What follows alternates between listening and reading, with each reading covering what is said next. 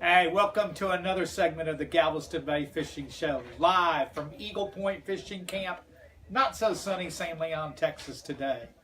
But we welcome you to another segment. Last week, of course, of the holidays, we did not have the show, but we're back. What do you mean, of course? We wanted to, but We wanted to, it but didn't work out. it did not work out. I was in Pennsylvania. Eric was in Pennsylvania visiting his wife's family, and I stayed home, and we actually closed for Thanksgiving, and so we just didn't have the show. We were all dealing with our families, that's what we do here at Eagle Point. Family, faith, and then the job. And then the And then, of course, fishing. Family. Yeah. Johnny says fishing. Faith, family, fishing. Faith, family, fishing. I'm going to move this up a little bit, Dave. All right, so bear with us. Bear with us. Eric's in the background. He's the producer. Our producer's busy.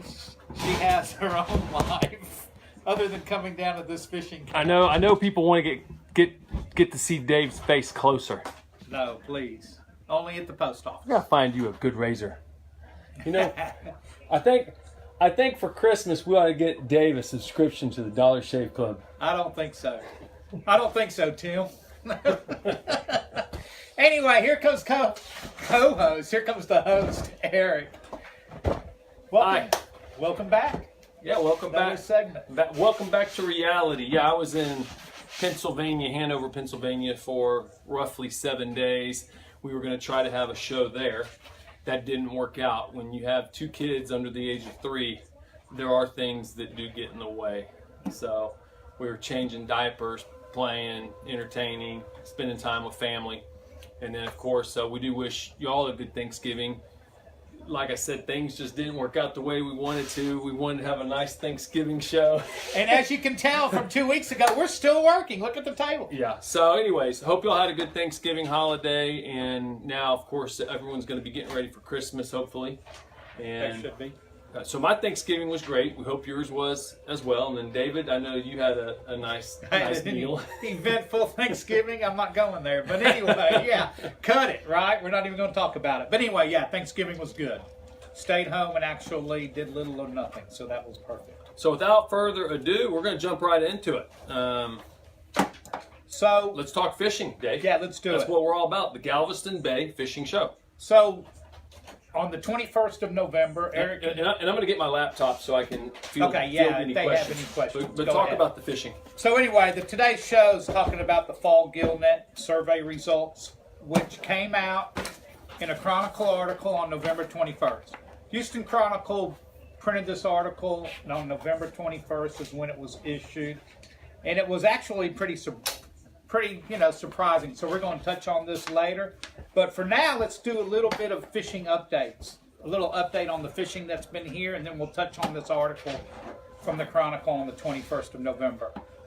So fishing, Patty and Joe Holsek here at Eagle Point, they moved their boat into a slip at Eagle Point, and they've been utilizing it. They came down last Friday after Thanksgiving. They had about 2-hour window to fish, and then they were going to the Aggie game. And I have to say, gig 'em, they did beat LSU in like 8 overtimes or something crazy. But anyway, they went out for 2 hours, and they came back with some... They came back with a great catch. They had like 6 or 7 really nice trout, a couple redfish or a redfish, and some drum and some sheephead. Then we had a couple of teenage boys go out with their dads actually, and it was, hang on one second, let me get their names, folks, since our computer is not up yet. Somebody's slumping on their job. But it was Cole and Reed Renfro, and they went out with their dad, and they came back with like 12, 13 really nice trout. Yeah. Caught them all with live shrimp underneath the popping cork. And that picture is on our Facebook page now as well. I updated. Okay, that's good. I mean, we were a little behind, but we're getting there. So the fishing continues to be good really near the camp. You don't have to make a long run. Still, I hate to say it's the same song, different verse, but the Moses Lake area, inside Moses Lake itself, has been producing really nice catches. The shorelines between here and April Fool Point, and then up towards the Kemah Channel, And then inside Clear Lake itself has really been starting to produce some fish. So the fishing on the west side of Galveston Bay is good. The east side of Galveston Bay, especially over at Smith Point, I have not ran over there because I know the situation, but I did have a couple people run over there about 3 or 4 days ago, and they came back and they said that water, you can drink it. It's off color, muddy, and it's fresh. So everything seems to be pushed to the west side. And Dickinson Bay, like I said, the pier pilings between here and April Fool Point, Moses Lake, Clear Lake, catches of redfish, trout, lots of drum and sheephead have started to show up from what people are reporting. So it's been good. I fished yesterday. We caught a mixed bag of trout, redfish, black drum, and actually 1 or 2 big sheephead. So the fishing's good. I mean, I can't say anything else about it. I'm catching all my fish on live shrimp. I'm fishing both days this weekend, so it looks like, this weekend coming up, the weather, Saturday morning, it may be a little breezy out of the west-northwest, but nothing bad. They're saying 5 to 10. And then Sunday looks like it's going to be just a flat, calm day. It's supposed to be really nice Sunday. Yeah, the updated forecast is going to be tomorrow west, 5 to 10. Yeah, they're saying we're supposed to have a little bit of a front come through tonight. Actually, excuse me, west at 5. West at 5 tomorrow. On Sunday. That's Sunday. Oh, excuse me. That's Saturday. I'm sorry. Yeah, west 5 to 10. 5 to 10. On Saturday. Sunday, west around 5. Right. And Saturday morning, I wouldn't be surprised if that west isn't a little northwest in it just because of the passage of a front. But it looks like this weekend's going to be good. We got good bait supply here at Eagle Point. We got good supply of live shrimp, and we're still carrying live croakers, folks. And people are taking these live croakers, and they're not buying a bunch, but they're buying like 1 dozen, 2 dozen at a time, and they're coming back with some really nice flounder. So they're catching flounder on the live croakers. If you can't find any finger mullet and you're dead set on using a fish to catch your flounder on, don't shy away from using definitely a live croaker. But Eric, why don't we just dive into the article that came out with the Chronicle on the 21st? And on the 21st of November, the Chronicle came out with their Gill net surveys from the fall. And I'm going to make this brief, y'all. So, 40-year high for speckled trout and redfish populations. On or near a 40-year high for Matagorda and Galveston Bay on their trout and redfish survey, which is phenomenal. I mean, that's as good as you can get, especially for a fall gill net survey after all the rain we've had. Yeah. And so then they go into a little bit on the flounder. But the flounder population the last 2 years is on a steady decline. And that's even after they've implemented the flounder limits. And so we can go back to where the flounder limits dropped from 20 to 10. And then in 2009, it went from 10 to 5. And then the commercial bag limit on the flounder dropped from 60 to 30. In those 4 years when they did that, they saw and then also in 2009, they implemented the 2 fish in November per person on a hook and line and no gigging. So for those 4 years after 2009, they saw a 180% increase on their gill net surveys for flounder, which was good. But then all of a sudden, they've seen a steady decline of the flounder, along with implementing a new bag limit in 2014, which included the first 2 weeks of December for no gigging and 2 fish per person. So the situation becomes, what's with the flounder, y'all? With all these limits that they put into place to try to replenish and to make the population grow, it's on a decline the last 2 years. Now, everybody has a theory, and, you can say, well, people are catching flounder, and people saying, well, the flounder situation, the flounder fishing's slow. Hey, look, I'm looking at flounder pictures from people catching flounder, and they're catching 5, 6, 7 pound flounder, and that's what they're targeting. And they're targeting the big flounder. And they're catching a lot more than that in a day to get the big flounder. So maybe it has something to do with keeping all the female flounder that actually go out to the Gulf to spawn. And they're letting all the male flounder go. Rather than keeping a 14 or 15, 16-inch flounder, they're culling through them so they can get the 4, 5, 6 pound flounder. But the situation is that the limits on the flounder have not worked the last 2 years. So something's going on. You can't say it's the shrimpers, can you? No.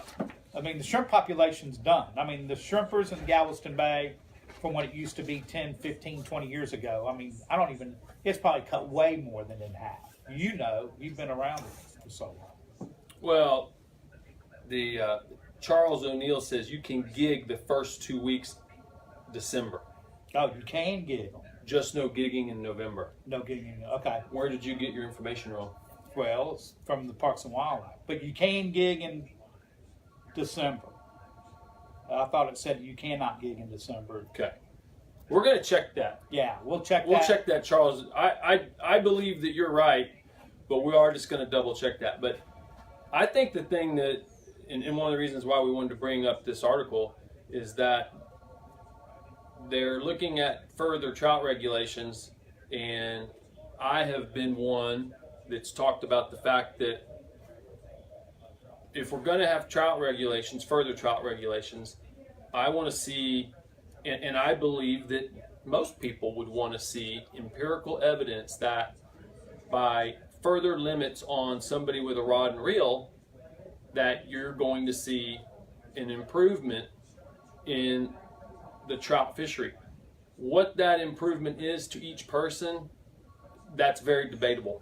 I have my opinions, David has his, ours are similar, but they're not exactly the same. But I want to see empirical evidence that a rod and reel and the amount of people that are fishing with a rod and reel, if we go for further limits, further regulation, all these things, I want to see evidence that it's going to greatly increase that supports the this population. That's what all we've for. been saying. That's all we've been talking about, and that's all I'll continue to talk about. So when I was reading this article and it talks about the flounder are down, and they're down in a large way, that doesn't surprise me. It doesn't surprise me because just because they have further flounder regulations since when? Well, they started them in 2009. And that was, we went to a meeting at the Texas Parks and Wildlife Building in Dickinson. That meeting would have been in 2013. And the flounder was a huge conversation there at that meeting, along with the trout. And there were people, there were anglers that were very upset about this flounder regulation. Well, here we are. 2 years down the road, and no, not 2 years down the road. Right. We're talking 4 or 5 years down the road, and now you look back and did it help? These people that were very upset about the further regulation, they seem to be correct at this point.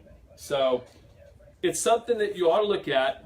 And the article is definitely worth reading and to have knowledge of, because the reason why I brought this up, because a lot of people may have been getting ready to go out of town, not really paying attention to what's printed in the paper or what comes up, because some of this information is hard to find. So if you're not in fact, I didn't even know about it. A friend of mine sent it to me, Captain Mike Williams, said, hey, you need to read this article. And so he sent it to me, a link on it, and I printed it up. And I think everybody should go ahead and read about the Upper Coast and Matagorda Bay and see what the fishery is actually doing on the Gill net surveys. The Gill net was for fall. It was surprising for me just due to some of the fresh water that we've had. Now, people can say, well, they didn't get real good gill net surveys on the flounder in the fall because of the flood and because of all the rainfall and the fresh water, and it moved them out. I don't know. I mean, that's environmental. That's environmental, and that's what we've been talking about. The environment and the habitat is what I think everybody needs to focus on more than the limits. Without the environment and without the habitat, you're not going to have any fish. And that's all I'm going to discuss about that for the day. Yeah, and we're having some issues with our computer system here, so we're not getting some of the comments in real time. But Don Dixon wrote here, flounder, all species, their hybrids and subspecies, daily bag 5'2", length in inches 14, daily bag is 5, daily bag is 5, except from November 1 to 30, when the daily bag is 2, and flounder will be taken only by pole and line. And from December 1st to 14th, when the limit is 2, fish will only be taken by any legal means. Okay. Okay, so Don Dixon, thank you, Don. Thanks, Don, buddy. From December 1st through the 14th, you can take 2 flounder legally. And it looks like 14 inches to no limit in length. But you can only take 2, and that is by any legal means. That includes a pole or gigging. Thanks, Don. But they did increase the limit. They extended it to 2 in the middle of December, and it sure hasn't helped the population from what they're saying on the gill nets. And that's the last 2 years, so it's just not one gill net survey. It's the last 2 years. Now, what was also interesting about this article is Dave and I had talked with y'all and a lot of the people that are customers here and that watch the show. We had talked about the fresh water in September, October. Correct. And did you see where they had that the salinity over by Smith's Point in November is normally 10 to 20 parts per thousand, and when they tested the water there in November, it was 1 part per thousand. Right. That does not surprise me. No. And it doesn't give the exact day that I see, but talk about that a little bit, David. We've talked about that before, but show on the map what we were talking about, Smith's Point. So here's Smith Point, and typically so one of the reasons why they do their gill net survey here is because typically that time of year in the fall, this fishing all through here is phenomenal. I mean, these fish are piled in on this northeast corner of Smith Point. Number one, due to the wind and the cold fronts and the northeast winds, and it's all protected. So as you can see, when the water comes out of the Trinity River, it flows straight down, out, and around Smith Point, then back out into the channel and in through the jetties. So right in here, in this area in here, is where they probably, I'm not saying where they run their gill nets around Smith Point. They could run it off of Willie's Head Island. They could run it, I mean, nobody knows. I mean, they come in here and they run their nets from Eagle Point because we see them when they pick them up. They launch out of here to pick them up. But I never ask them exactly where they place their nets. They'll tell me Smith Point. So that does not surprise me. And in the spring, they place some gill nets off of Smith Point too. So it's an area that they use a lot to run their gill net. But with that water coming out of Trinity, like I've told Eric, it does not surprise me. And that's why we see right now a push of fish on the west end, on the west side of Galveston Bay.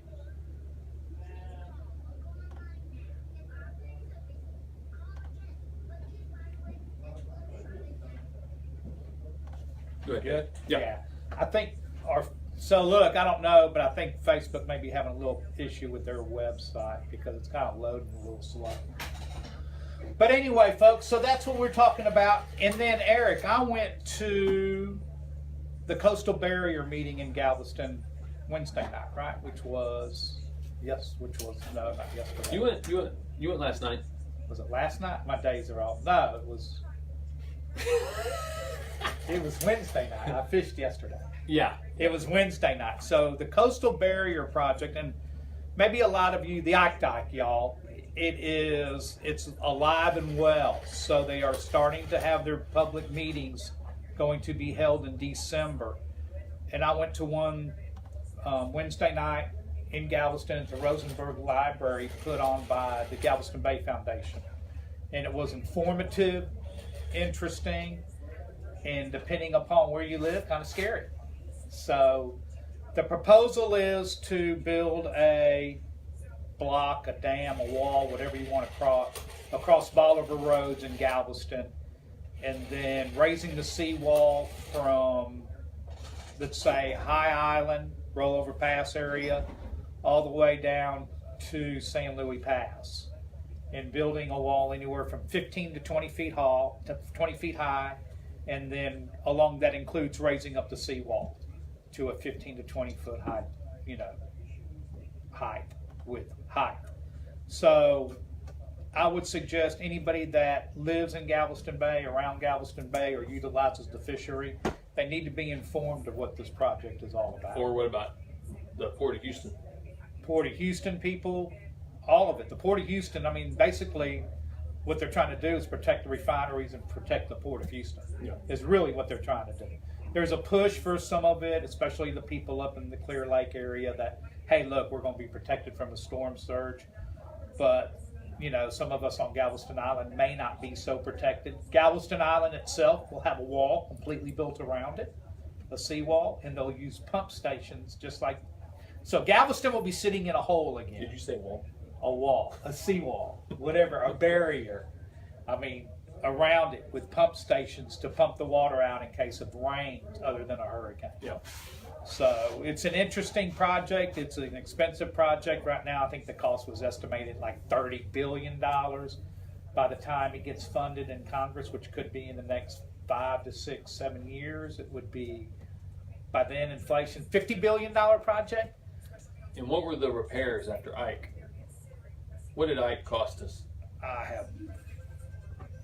don't know. I mean, that's a good number to know. That is a good number to know. Because I think it was. So I think, yeah, sure. Some of it has to do with the cost of Ike, Yeah. and what Ike cost the taxpayers or whatever else. But this project environmentally, you know, the environmental study from what Galveston Bay Foundation said is pretty incomplete. They're not satisfied with it. So they are totally against the project, Galveston Bay Foundation, as it sits right now or as they have it planned out. So I have the dates of the public meetings if you want to read them out. Yeah. So this is in Winnie. Correct. So on December 11th, they're going to have a meeting in Winnie. The community building in Winnie. And then on December 12th, they're going to have a meeting. Is this The Island Convention Center in Galveston. in Galveston? And then December 15th, Crystal Beach. Crenshaw Elementary on Crystal Beach. The Crystal Beach folks on Crystal Beach, hey, these people have banded together. In fact, it was kind of a shock when I went to the meeting in Rosenberg Library on Wednesday. There's probably more people from Crystal Beach in that meeting than there was from Galveston Island. And then on December 18th, Bay Area Community Center. Bay Area Community Center. And I'll be at that meeting.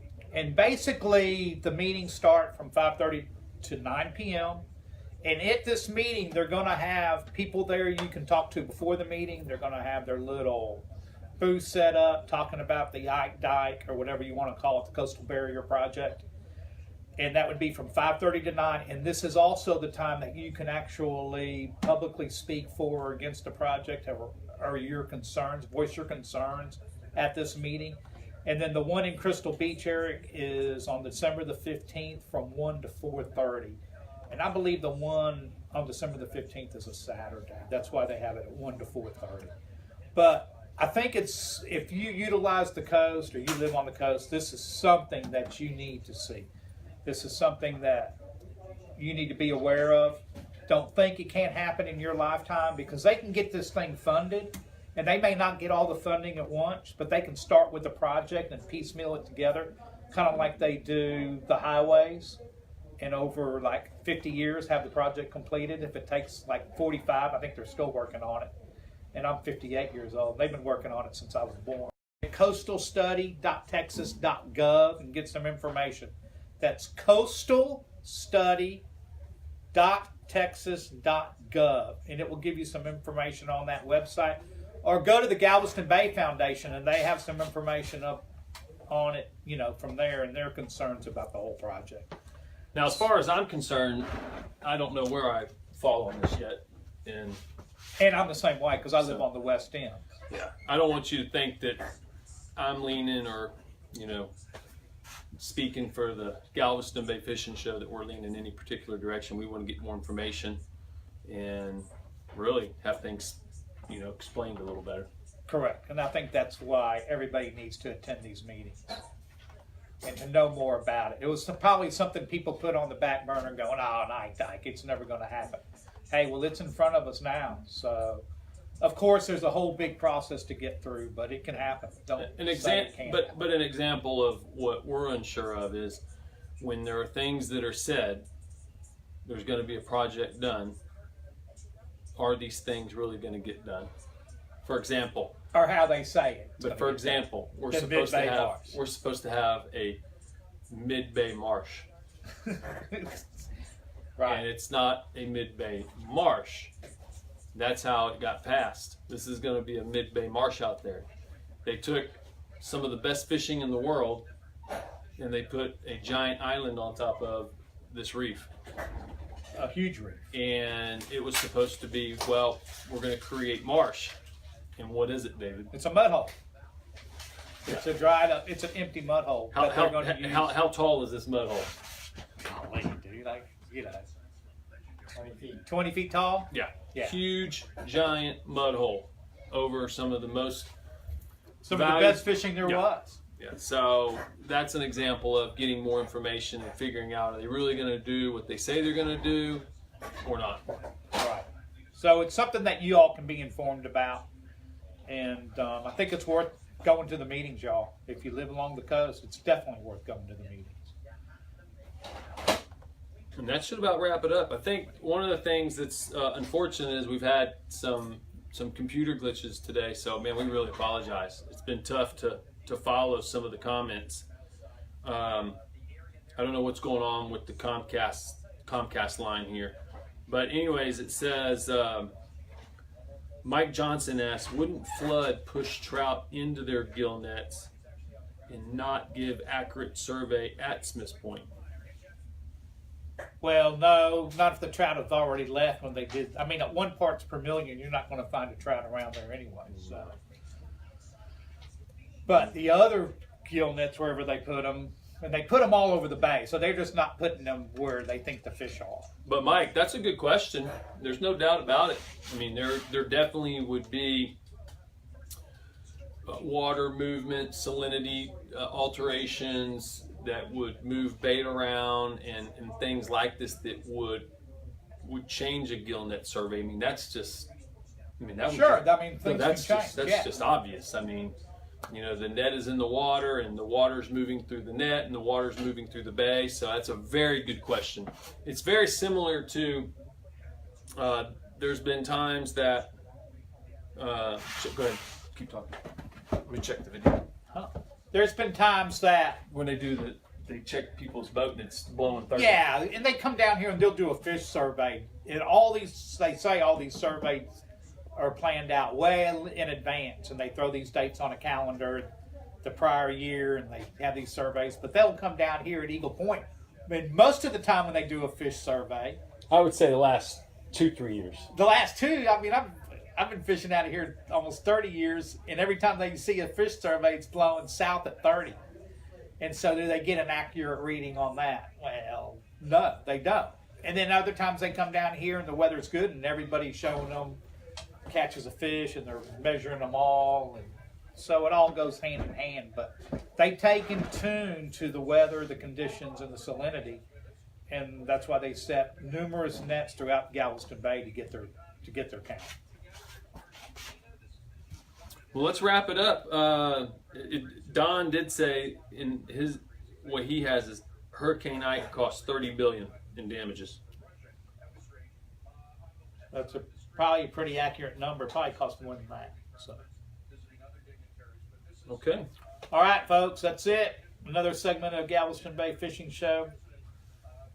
Hit us up with Lock any in. questions. questions? Check us out on, of course, the Galveston Bay Fishing Show And .com. Right. Our Facebook page, Galveston Bay Fishing Show. and YouTube. And YouTube, Galveston Bay Fishing Show. Subscribe and like us. Tell your friends.